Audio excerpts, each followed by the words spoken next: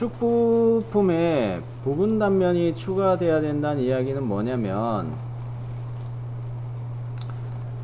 어제 전 시간에 하던 축 부품도 요거 투상도를 보고 있는데요. 과제 도면에 보니까 뭐가 있었느냐, 여기 보면은 원프롬을 만들어 놓은 게 있었죠.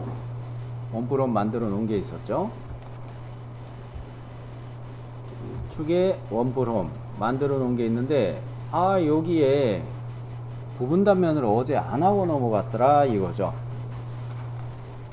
자, 그래서 이 부분 단면을 축에다가 추가해야 되겠는데, 역시 요거를 하기 위해서 나는 뭐부터 이야기해 드리겠어요. 현재 투상도를 더블 클릭해서 이 투상도를 선택하는 걸 먼저 말씀을 드리고 싶고,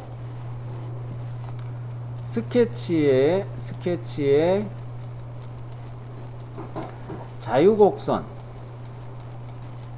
자유곡선을 이용해서 여기에다가 폐곡선을 하나 그려줘야 되겠습니다.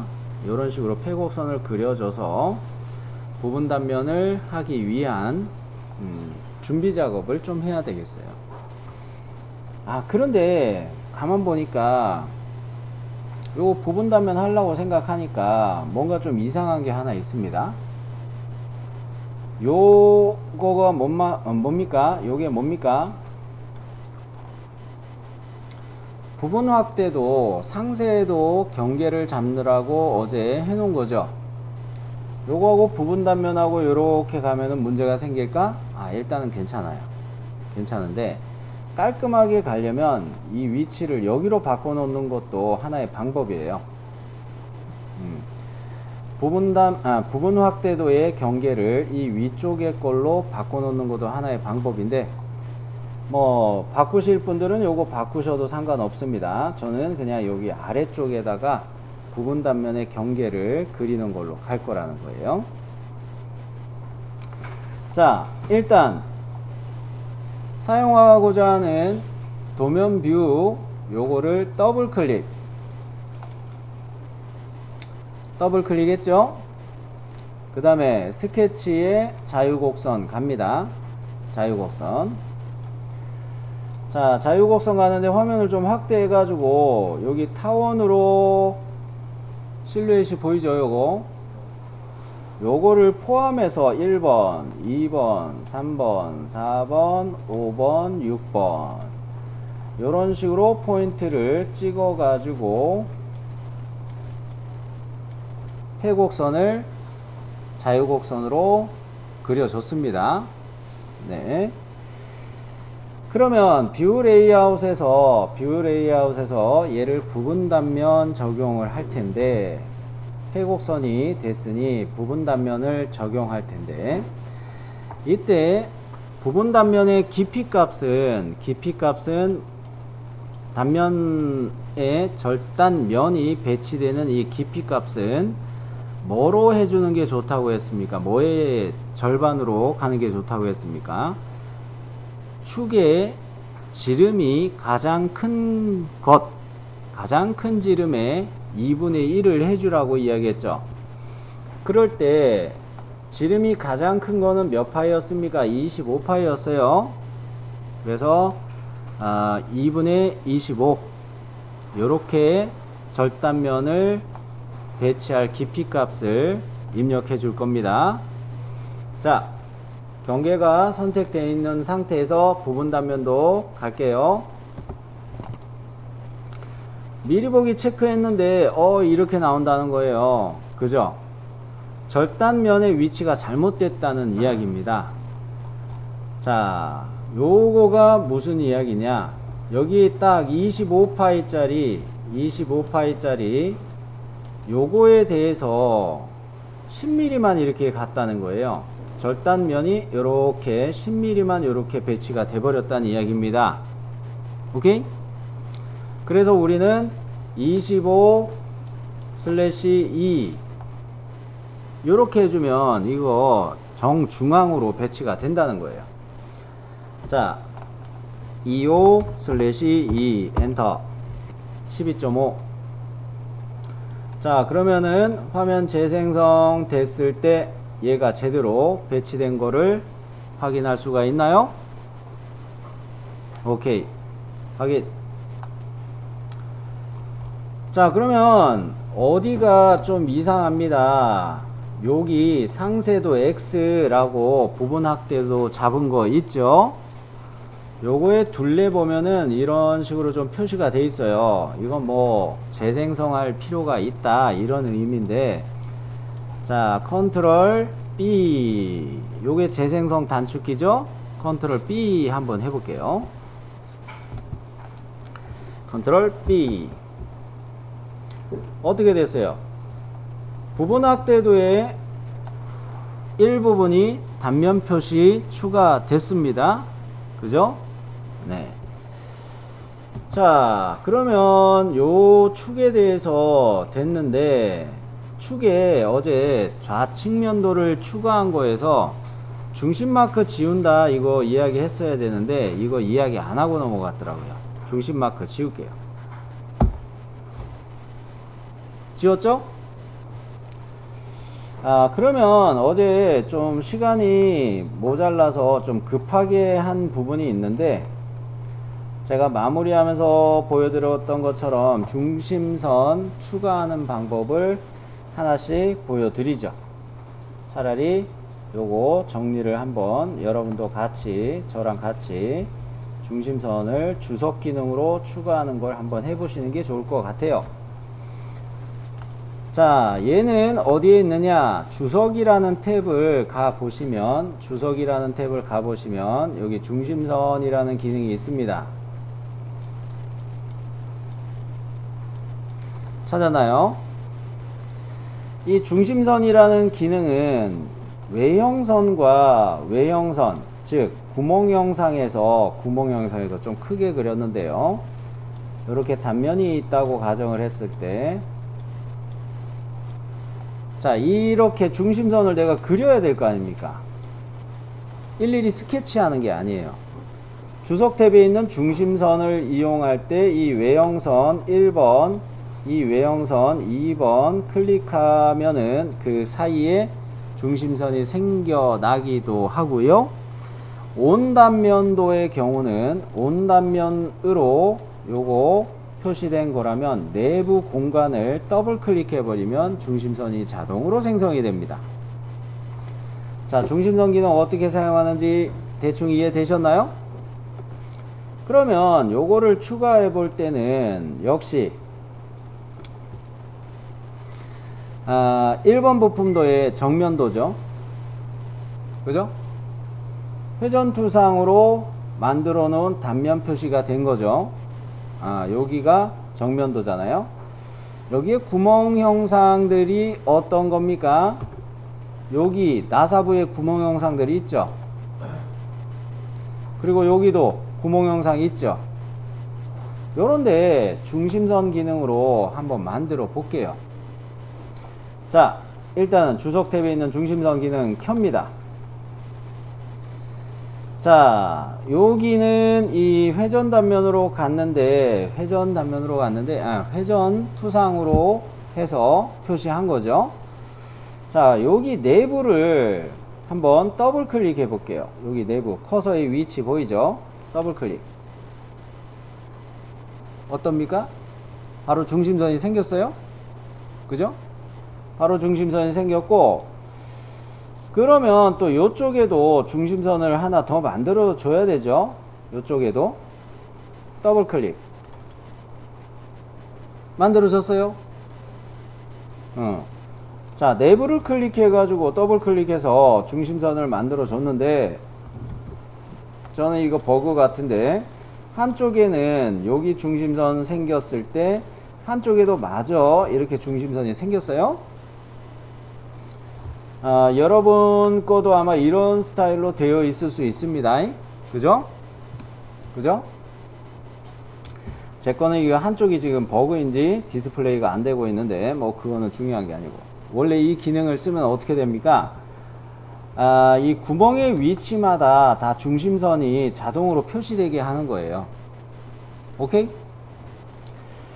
그러면 이번에는 이 안쪽 공간에다가 커서를 가져다 대고 중심선 기능을 쓰기 위해서 더블 클릭 해볼게요. 중심선 생겼죠? 그죠? 자, 그런데 뭐 좀 이상하죠? 중심선에서부터 여기까지 이 거리가 서로 달라요. 이거는 이런 이유를 알고 있습니다. 절단선이 이렇게 꺾어져서 가서 그래요.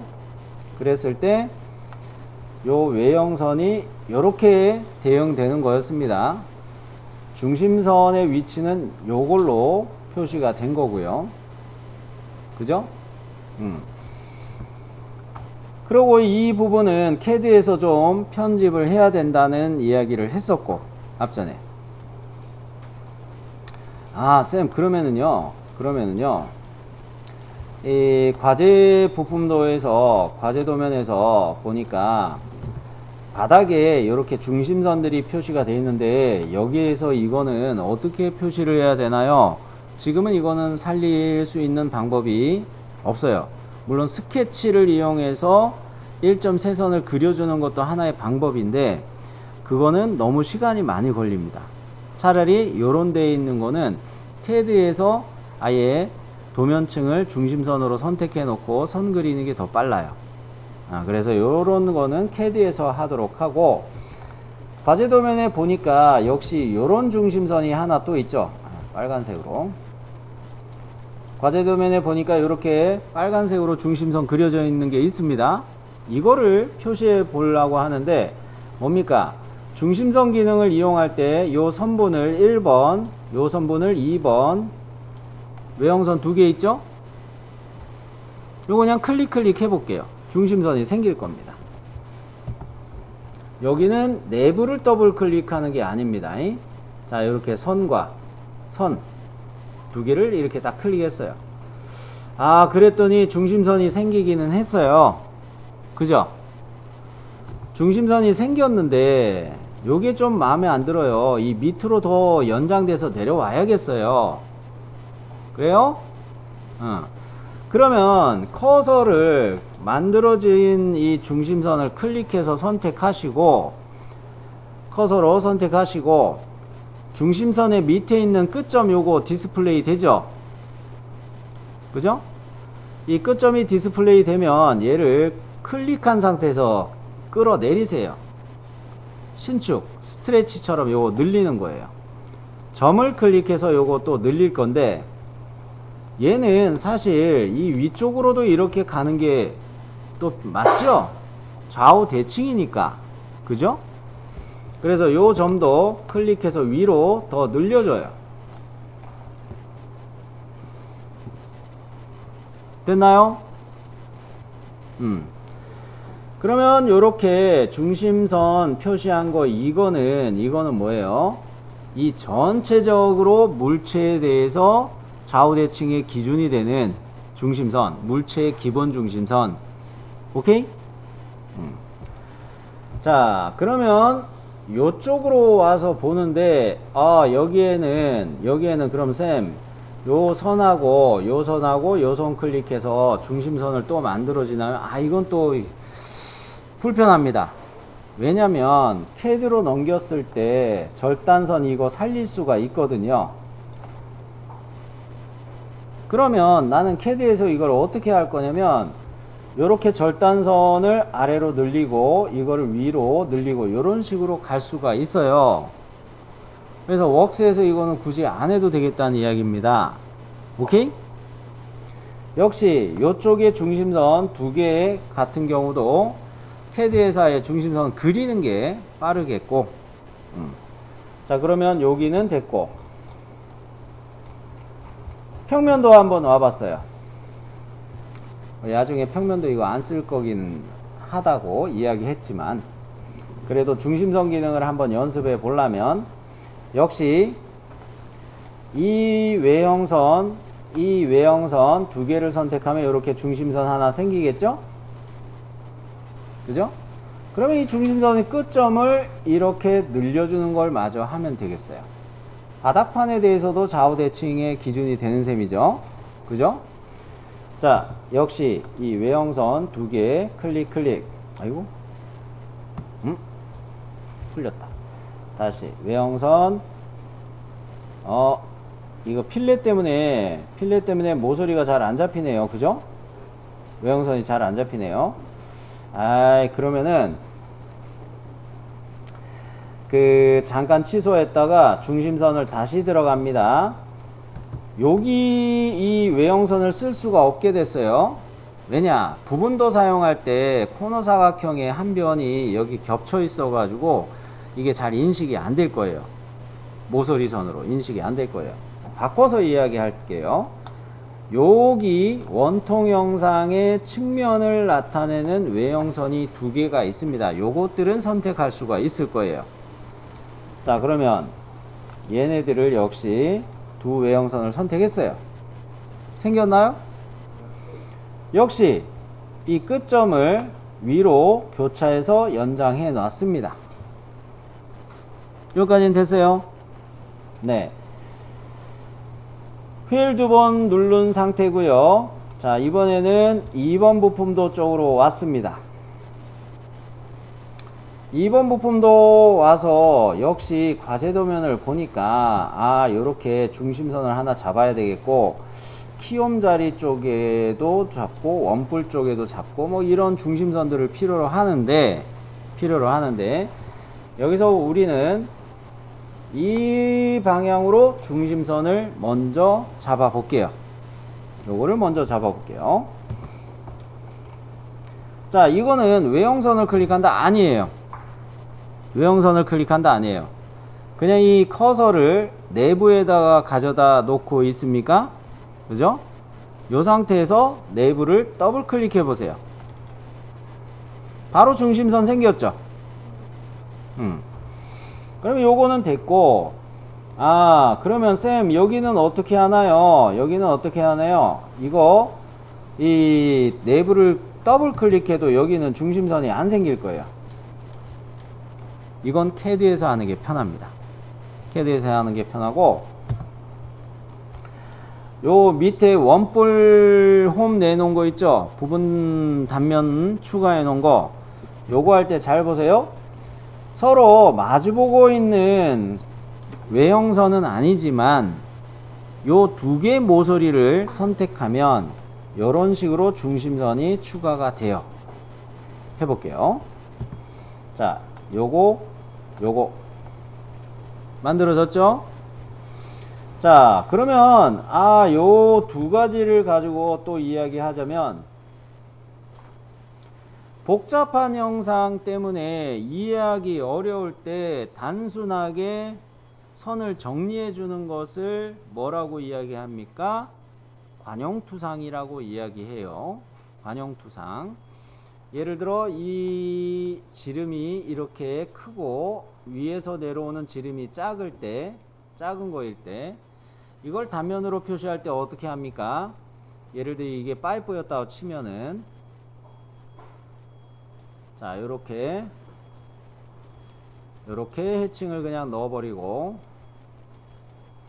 이게 관용투상이라고 이야기한 거죠.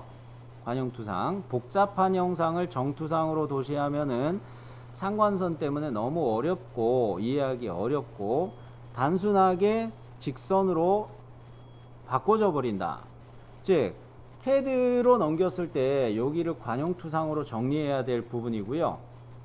여기도 관용투상으로 역시 정리할 부분이에요. 미리 CAD에서 해야 될 작업 포인트입니다. 그러면 축에서 중심선 그릴 거는 더 없습니다. 쌤 여기에는 왜 안 해요? 이거는 CAD에서 솔리드웍스에서 그 뭡니까? 주석의 중심 표시라는 기능으로 쓸 수 있기는 한데, 중심 표시를 쓰면은 이거 우리가 일부러 다 지우는 거였죠. 왜 지운다고 했습니까? CAD로 넘겼을 때 이 중심 마크가 어떤 식으로 인식이 되느냐, 블록으로 넘어가요. 블록으로 넘어가서 이 긴 선과 짧은 선 이게 하나의 블록으로 묶여서 넘어간다는 겁니다. 그러면 개별 선 객체로 바꾸기 위해서 얘를 익스플로드 할 때 다 선이 분해가 돼요. 긴 선, 짧은 선, 긴 선 이런 식으로 다 분해가 돼요. 이걸 조인 명령으로 다시 연결해주고 또 중심선 레이어로 바꿔주고 너무 번잡해요. 그래서 중심 마크를 쓰지 말자고 했던 겁니다. CAD에서의 중심선을 그려주는 게 빨라요. 그러면 2번 부품도에서 중심선을 표시할 거는 다 했고요. 3번 부품도 중심선 표시하기 위해서 와 봤습니다. 3번 부품도에서 중심선을 표시할 자리는 당연히 요 안쪽에 중심선 표시해야 되겠네요. 구멍 형상이죠. 그죠? 여기 내부를 더블 클릭하면 중심선 바로 생기겠죠? 네, 내부를 더블 클릭 하나 생겼어요. 자, 이번에는 또 뭐가 있습니까? 이거 카운터 보호 자리들에 대해서 중심선을 역시 표시해야 되겠죠? 자, 이것도 내부를 더블 클릭해 보겠는데 좀 이상해요. 어때요? 외형선에 대해서 교체해서 나간 게 어느 거 기준입니까? 요렇게 기준이라 가지고 여기가 좀 교차된 게 너무 짧게 표시가 되고 있어요. 즉 이거는 두 가지로 나눠서 가공이 된 거다 이렇게 이야기하는 겁니다. 즉 1이라고 표시한 카운터 보호 자리에 해당하는 중심선만 표시된 거예요. 2라고 표시하는 2라고 표시해 놓은 이 드릴 구멍에 대한 중심선이 표시가 안 된 겁니다. 그러면 어떻게 해야 될까? 이 구멍을 더블 클릭한다? 아니에요. 이거 해버리면 중심선이 겹쳐서 생성됩니다. 기왕에 만들어 놓은 이 중심선 요거 두 개 이렇게 있는데 둘 중에 하나를 지우고 해도 되는데 이거 지금 어때요? 겹쳐 있죠? 그죠? 두 개가 겹쳐 있어요. CAD에서 얘를 조인으로 연결만 하시면 돼요. 조인 명령 기억나죠? 응. 나중에 CAD에서 조인 명령으로 연결해 준다 기억하시면 되겠고, 역시 여기에 중심선을 생성하니까 어떻습니까? 이 위쪽에 중심선이 하나 보여집니다. 이거 CAD에서 지워주시는 게 나아요. CAD에서 지워주시는 게 나아요. 단면도의 주 목적이 뭐예요? 내부 형상을 절단해 가지고 내부 형상을 명확하게 보여주는 거죠. 그럴 때 이렇게 중심선이 표시가 되어 있으면 여기 이 형태를 이해하는데 오히려 혼돈을 초래합니다. 그렇기 때문에 CAD에서 이 선은 지우시는 게 나아요. 그러면 또 어디가 구멍 형상이 있습니까? 여기도 구멍 형상이죠. 이거 구멍 가공 마법사로 뚫어 놓은 거죠. 구리스 니뿔이 조립될 수 있게. 그리고 돌출 컷으로 구멍을 또 뚫었죠. 맞아요? 그럼 중심선 기능 두 번 써야 되나요? 아니에요. 하나만 쓰고 중심선 늘리면 돼요. 그래서 여기 내부를 더블 클릭 한번 합니다. 세로로 중심선 하나 만들어졌어요. 이것도 보니까 또 이상해. 요 중심선하고 요렇게 하고 중심선이 두 개로 나와 있어요. 이건 또 왜 그럴까? 구멍 가공 마법사에서 직선 탭을 사용했을 경우 여기 드릴 가공하는 구멍하고 나사로 탭 가공하는 구멍하고 두 개를 별개로 나눠 준 거예요. 오케이? 그렇기 때문에 중심선도 당연히 두 개가 생성이 되는 겁니다. 그러면 어떻게 하는 게 나을까? 밑에 있는 중심선 선택해서 이 끝점을 좀 더 늘려주시면 돼요. 그리고 CAD에서 두 중심선을 조인으로 연결하시면 되고요. 됐습니까? 자, 그러면 베어링 커버의 주투상도 정면도에다가 이렇게 중심선을 추가해 줬고요. 측면도는 제가 중심선을 안 그리겠습니다. 역시 표시 안 하겠어요. 주의하셔야 될 거는 CAD로 갔을 때 카운터 보의 위치에 맞춰서 상관선을 그려 놓기는 해야 됩니다. 투상선은 그려 놓으셔야 돼요. 카운터 보의 위치를 나타내는 이 중심선을 추가해 놔야 돼요. 평면도에다가. 이 중심선 빼먹으면 역시 감점이죠. 그러면 카운터보는 카운터보래. 베어링 커버까지는 정리가 됐고 3번 부품 안 했네. 3번 부품 가는데요. 요거 뭡니까? 역시 세트 스크류 사용할 자리죠. 세트 스크류가 조립되는 암나사 구멍이죠. 여기 내부를 한번 클릭하시고 여기를 클릭하면 어떻게 될까? 위에 있는 것도 중심선이 동시에 생겨요. 그죠? 그런데 얘는 뭘까요? 이게 네 군데에 배치되어 있던 거죠. 직선 탭으로 암나사 구멍이 4개 배치되어 있었기 때문에 여기에도 중심선이 하나 표시된 거예요. 기왕이면 이거 내부를 더블 클릭해서 중심축을 새로 만들지 말고 이 축의 끝점을 선택해서 이쪽으로 늘리고 끝점 선택해서 이쪽으로 늘리고 이렇게 해버리면 되죠. 자, 요 중심선도 마저 끝점들을 사용해서 이렇게 늘려줬습니다. 자, 그러면 3번 부품 플랜지에 중심선 추가하는 것도 다 됐어요.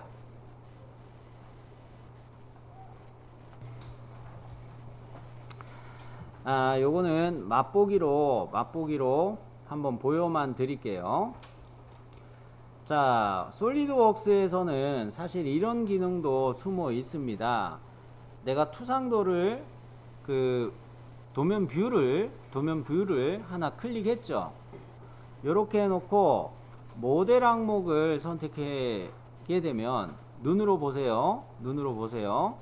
모델 항목을 선택하고 도면 치수 표시라는 요 기능이 켜져 있는 상태에서 확인 버튼 누르면 뭐 이런 메시지가 뜨고 이렇게 해주면 어떻게 됩니까? 내가 피처를 생성하면서 사용했던 치수들이 다 디스플레이가 돼요. 피처를 생성하면서 사용했던 이 치수들이 다 디스플레이 된다. 이 말은 뭐예요? CAD에서 치수 기입하는 거를 편하게 할 수 있다, 이런 이야기가 되겠네요. 근데 이거 원점 위치 때문에 CAD에서 편집하는 게 시간이 더 걸립니다. 그리고 요거의 단점이 또 하나 있다면 시험장의 시설이 또 좋지 않은 경우가 있어요. 즉 데스크탑 PC들이 좀 관리가 안 된 경우가 있습니다. 그러면 뭡니까? 내가 시험 보다가 이 기능들을 다 이용해서 치수들을 다 켜는 순간 메모리가 딸려가지고 다운돼 버릴 수도 있어요. 위험하겠죠, 좀. 그래서 요거는 눈으로만 보시라고 한 거예요.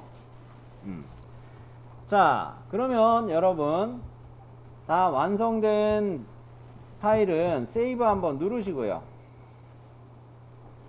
세이브 한번 누르시고 이번에는 CAD에서 이 작업을 도면 작업을 해야 되는데 CAD로 오토캐드에서 호환 가능하도록 파일 형식을 바꿔줘야 됩니다.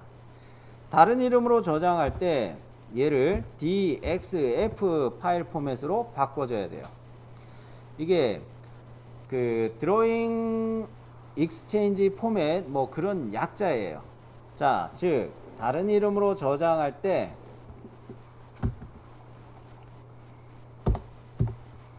다른 이름 저장할 때 동력 전달 장치 공사라는 파일명은 그대로 쓸 거예요. 그런데 파일 포맷을 DXF로 바꾼다. 이거 주의하시기 바랍니다. 이해되셨어요? 자, 다른 이름으로 저장할게요. 역시 이름 폴더에 여러분 동력 전달 장치 4번 폴더겠죠. 파일 포맷 보세요. 뭐 있습니까? DXF 포맷 있죠. 요거로 선택하고 저장. 물론 옵션이 있는데 옵션은 넘어가도 괜찮아요. 굳이 이거 다 뭐 신경을 안 쓰셔도 됩니다. 자, 저장. 무슨 창이 하나 뜰 거예요. 대화창이 하나 떴는데 한 개 또는 두 도면 뷰가 시트와 다르게 축척이 되었습니다 라는 메시지가 뜹니다. 요런 메시지가 뜨는 이유는 뭘까요? 부분 확대도 또는 상세도라고 하는 거를 썼을 때 이런 메시지가 뜹니다. 시트의 배율은 몇 대 몇이었습니까? 1대1이었죠. 근데 베어링 커버의 요 상세도 같은 경우는 몇 대 몇이에요? 2대1이었죠.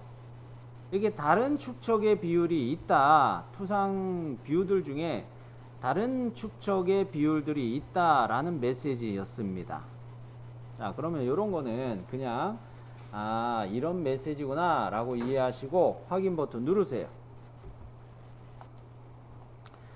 잠시 진행률이 표시되고 난 다음에 넘어갔죠. 자, 그러면 웍스는 이제 닫으셔도 되겠습니다. CAD를 실행할게요.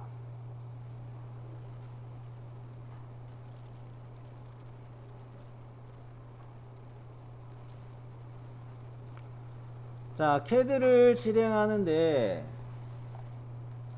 여러분이 템플릿 만들어 놓은 거 있죠? A2 템플릿 만들어 놓은 거 있죠? 연습 삼아 요거 해볼게요. 오토캐드에서 A2 템플릿으로 아무거나 만든 거 하나 있다면 그거를 열기 할게요. A2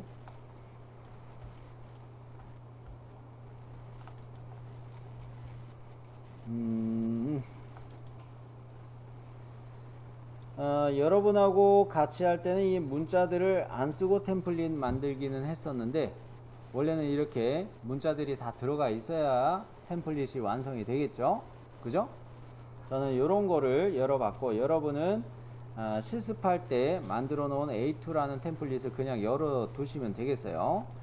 그래 놓고 얘를 다른 이름으로 저장합시다. 이 템플릿을 다른 이름으로 저장하는데 동력 전달 장치 4로 저장을 할게요. 다른 이름으로 저장. 요렇게 A2 템플릿을 다른 이름으로 저장하셨나요? 그죠? 자, 그러면 저도 요런 식으로 저장을 한번 해볼게요. 폴더는 유언을 잡고 여권하는. 그래서 얘를 이렇게 저장을 했습니다.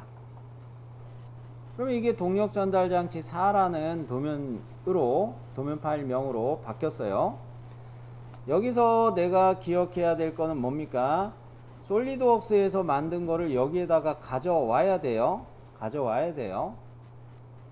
근데 파일 열기 할 때 포맷을 뭐로 맞춰 놓고 찾아야 돼요?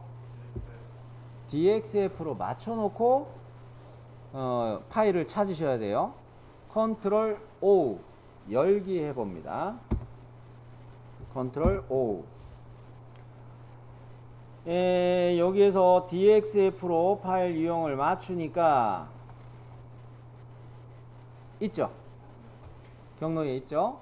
요거 열기 하세요. 열기. 됐어요? 자, 열기 했으면 요렇게 DXF 탭이 하나 있고 요거는 DWG 탭이 하나 있죠. 그죠? DWG에 해당하는 탭은 뭐를 갖고 있어요? 여기는 양식만 들어가 있는 거예요.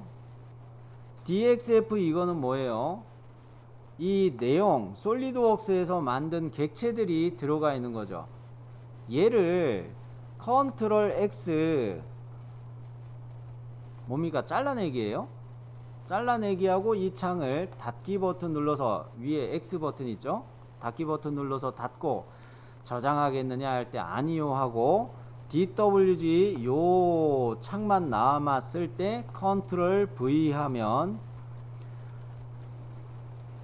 여기에 가져다 넣을 수가 있게 되는 거예요. 자, 그러면 아차 컨트롤 X만 그냥 말씀드렸는데 모두 선택을 해야 되죠. 그죠? 모든 선택은 무슨 키를 누르면 돼요? 컨트롤 A죠. 컨트롤 A 모두 선택하고 컨트롤 X 잘라내기 다 잘려졌어요? 그죠? 그러면 이 DXF 창은 X 버튼 요거 눌러 가지고 닫기 할게요. 저장 안 해는 거죠. 저장 안 해요. 자, 그러면 DWG 창만 이제 남았습니다. DWG 창만 열려 있는 상황인데 컨트롤 V에서 여기다 넣는다는 거예요.